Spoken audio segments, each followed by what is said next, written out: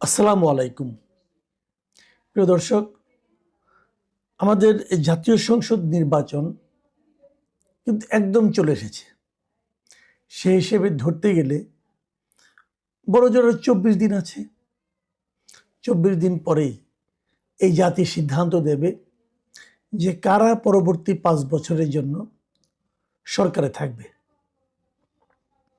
কারা দেশ পরিচালনা করবে এবং রাজনৈতিক দলগুলো অথবা জোটগুলো কিভাবে দেশ পরিচালনা করবে সে সংক্রান্ত কোনো তথ্য কিন্তু এখন পর্যন্ত আমাদের সাধারণ মানুষের কাছে নেই। মানুষ জানে না যে বিএনপি গেলে বিএনপি কী করবে, অথবা জামাত গেলে তার জোটের লোকজনদের নিয়ে গেলে তারা কি করবে। মানুষের কাছে কোনো ইশতেহার কিন্তু এখনো আসেনি, কোনো তাদের কাছ থেকে কোনো অঙ্গীকারনামাও আসেনি। সরকার এদিকে কী করছে? আমি যদি 3টা পার্টিকে ধরি, যে নির্বাচন পরিচালনা করছে নির্বাচন কমিশন, এবং সেই নির্বাচনে অংশ নিচ্ছে কারা? কতগুলি রাজনৈতিক দল, বিএনপি, জামাত সহ বেশ কয়েকটা রাজনৈতিক দল। আর বিপরীত দিকে যে সরকারের এ সময় চুপ করে থাকা উচিত ছিল, কোনো পক্ষ নেওয়ার কথা ছিল না, সেই সরকার নিজেও একটা পার্টি হয়ে গেছে এবং সেই সরকার এখন মাঠে নেমেছে, তার সমস্ত ইনস্ট্রুমেন্টকে সঙ্গে নিয়ে মাঠে নেমেছে কি করতে? যে জুলাই সনদের উপর যে রেফারেন্ডাম হবে, মানে যে গণভোট হবে, সেই গণভোটে হাঁ ভোটকে বিজয়ী করার জন্য। সরকারের এই যে ভূমিকা, এই ভূমিকাটা কি ঠিক হচ্ছে? এটা নিয়ে আমরা আলোচনা করেছি, আমি নিজেও কথা বলেছি। দেখুন, একটা কথা বলি, যে রাজনৈতিক দলগুলো এই নির্বাচনে অংশ নিচ্ছে, তারা এখন তাদের অবস্থানটা কি এই হা ভোট অথবা না ভোট নিয়ে, মানে এই রেফারেন্ডাম নিয়ে, গণভোট নিয়ে তাদের অবস্থানটা কি? যদি তাদের মধ্যে কেউ বলেন যে আমরা যেভাবে গণভোট হচ্ছে অথবা যে পয়েন্টগুলোতে গণভোট হচ্ছে আমি তার পক্ষে না, যদি কোনো দল বলে, সঙ্গে সঙ্গে সে কী হলো? সে কিন্তু সরকারের সঙ্গে একটা বিরোধিতায় লিপ্ত হলো, কারণ সরকার তো হা ভোটের পক্ষে নিচ্ছে। তাহলে ওই রাজনৈতিক দলটা অথবা ওই পক্ষটা অথবা ওই প্রার্থীটা সরকারের সঙ্গে একটা মুখোমুখি অবস্থান দাঁড়িয়ে গেল। তাহলে সে কি সরকারের কাছ থেকে এই নির্বাচনে নিরপেক্ষ আচরণ পেতে পারবে? পাওয়ার কোনো সম্ভাবনা থাকবে?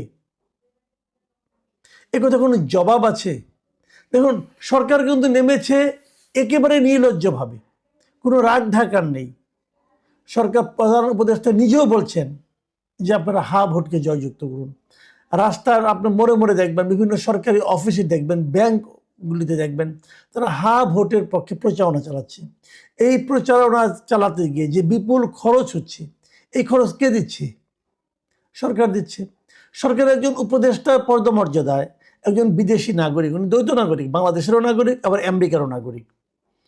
উনি মিস্টার আলী রিয়াজ, উনি বিভিন্ন জায়গায় যেহেতু উপদেষ্টা মন্ত্রীর পদমর্যাদায় আছেন, উনি বিভিন্ন জায়গায় যাচ্ছেন দেশের, যে সরকারি কর্মকর্তাদের নিয়ে মিটিং করছেন এবং সেখানে উনি বলছেন যে কিভাবে হা ভোটের পক্ষে প্রচারণা চালাতে হবে। এবং উনি এমন এমন কিছু মিসলিডিং কথাবার্তা বলছেন যেগুলোর মানে আসলে আমি মনে করি এক ধরনের প্রোপাগান্ডা ছাড়া আর কিছু না। এটা প্রচার নয়, এটা মিথ্যা প্রচারণা। আমি কয়েকটা উদাহরণ দিয়ে বলি।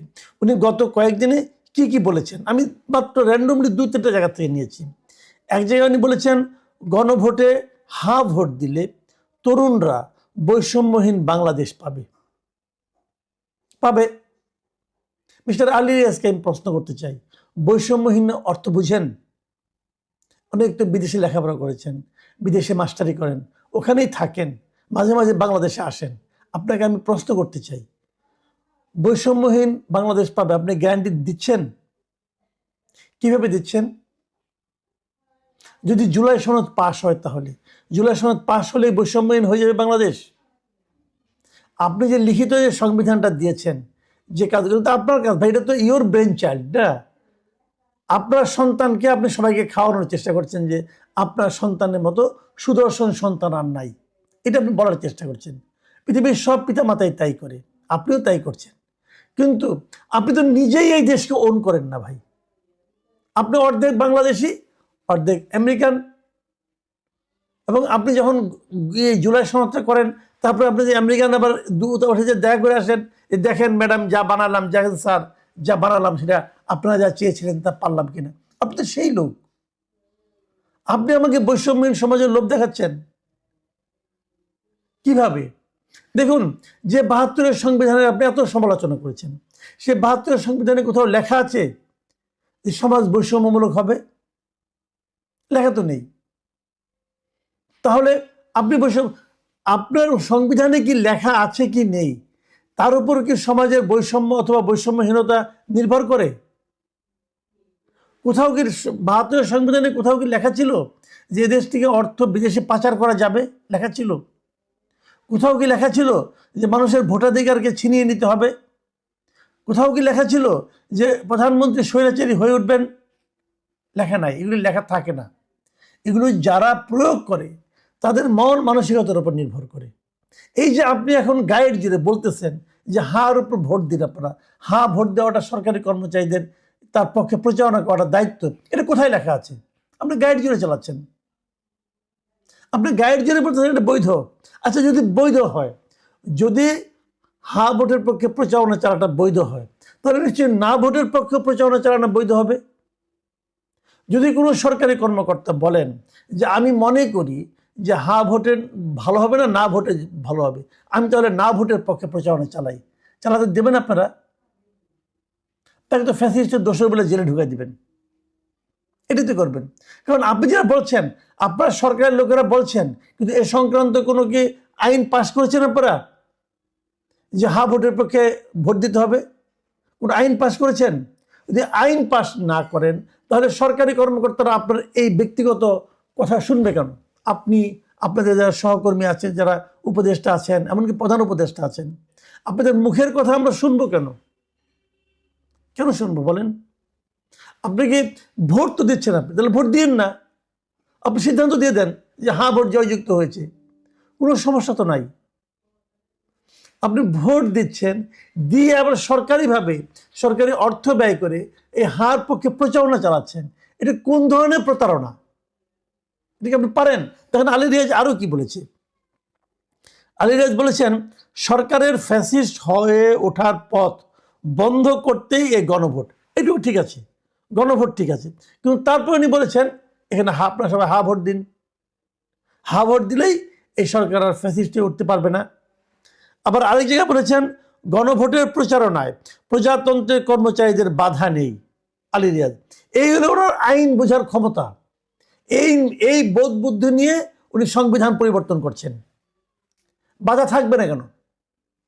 আপনি চট করে করবেন কি ইংল্যান্ডের উদাহরণ নিয়ে আসবেন যে ব্রেক্সিটের পক্ষে তারা করেছিল। আরে ভাই, ব্রেক্সিটের পক্ষে তো গণভোট ইংল্যান্ডে হয়েছিল একটা মাত্র ইস্যু, যে আপনারা কি ইউরোপিয়ান ইউনিয়নের সঙ্গে থাকতে চান কি চান না, অথবা না। ওখানে কোনো প্যাকেজ ছিল?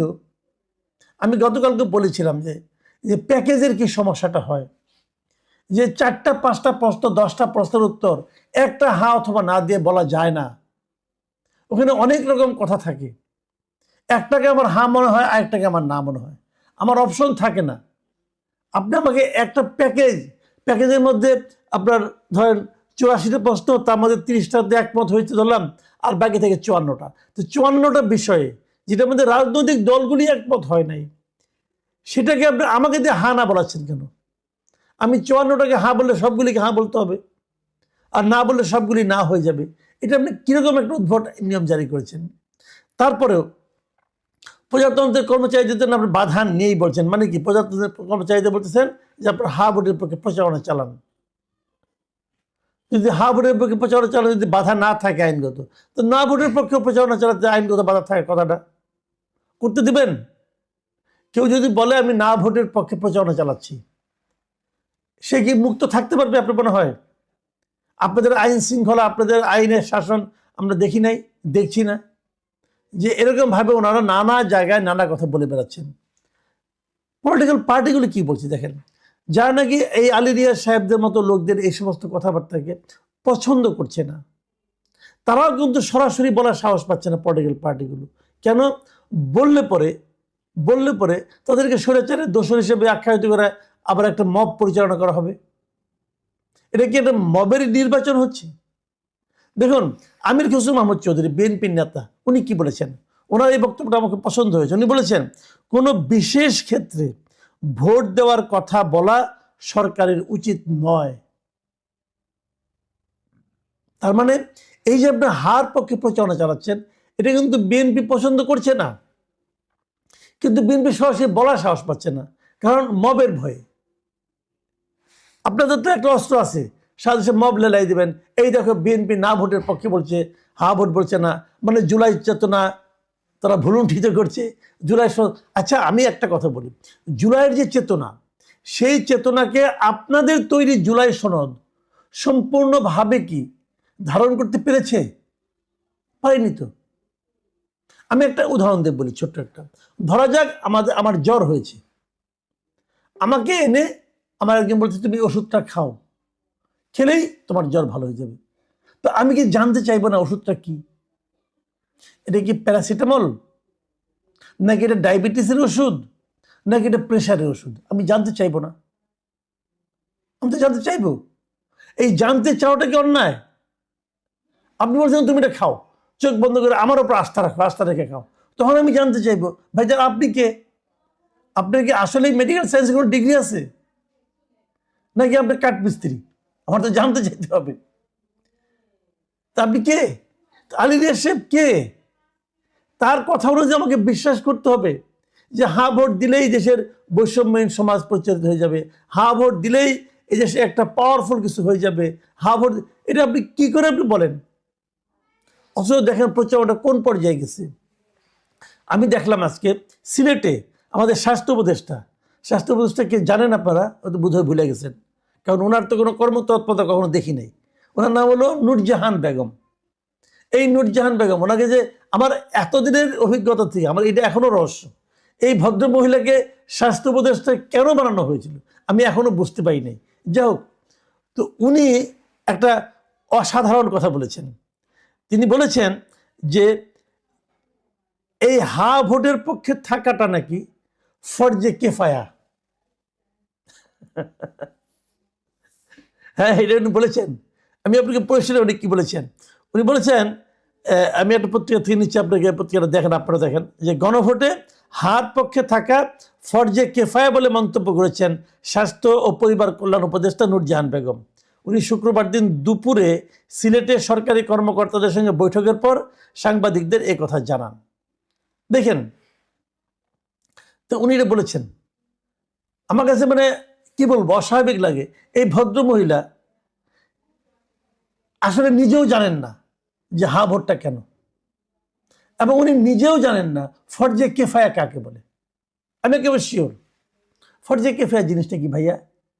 ফরজে কেফায়া হলো যে যেটা ফরজ, কিন্তু একটা গোষ্ঠীর কাছে যখন একটা গোষ্ঠীকে অবহিত করা হয় এই ফরজটা পালন করার জন্য, তখন যদি ওই গোষ্ঠীর পক্ষ থেকে একজন দুইজন যাই যদি সেই ফরজটা পালন করে, তাহলে ওই 10 জনের মধ্যে সবারই এটা ফরজ পালন হয়ে গেছে বলে মনে করো। যেমন জানাজা নামাজ ফরজে কেফায়া। ধরেন আপনার বাড়িতে আপনারা শুনলেন যে আপনার প্রতিবেশী মারা গেছে, আপনার বাড়িতে সবাই সেই জানাজায় অংশ নিতে পারলো না, একজন নিল অথবা দুইজন নিল, বাকিরা অন্য কাজে ব্যস্ত আছেন, তাহলে কিন্তু এই সবারই ফরজটা আদায় হয়ে গিয়েছে বলে ধরা হবে। কিন্তু যদি একজনও না যায়, আপনার বাড়িতে যদি একজনও সেখানে না যায়, তাহলে এই সবাই কিন্তু একটা ফরজ ভঙ্গের অপরাধী হবেন। এটা হলো ফরজে কেফায়া। তাহলে কি হলো? তাহলে আমার বাড়িতে একজন যে হা ভোট দিয়ে আসলো, ফরজে কেফায়া পালন হয়ে গেল। আপনি এটা চান? তাহলে আর কেউ গেল না, আমার গোত্র থেকে একজন গেল, আর বাদ বাকি সবাই যে না ভোট দিল, তাহলে আপনি কি করবেন ভাই? উনি ফরজে কেফায়াও বুঝেন না, উনি গণভোটও বুঝেন না আসলে। আর স্বাস্থ্য যে বুঝেন না, এটা তো গত 18 মাসে আমরা বুঝে ফেলেছি। এই হলো এই সরকারের দক্ষতা।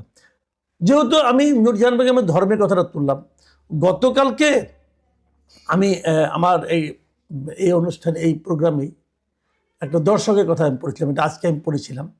সেখানে একজন দর্শক একটা মন্তব্য করেছিলাম, আমি এই মন্তব্যটাকে আবারও আপনাদেরকে পড়ে শোনাতে চাই। মিস্টার ওয়াসিউর রহমান নামে এক ভদ্রলোক বলেছিলেন, তিনি বলেছিলেন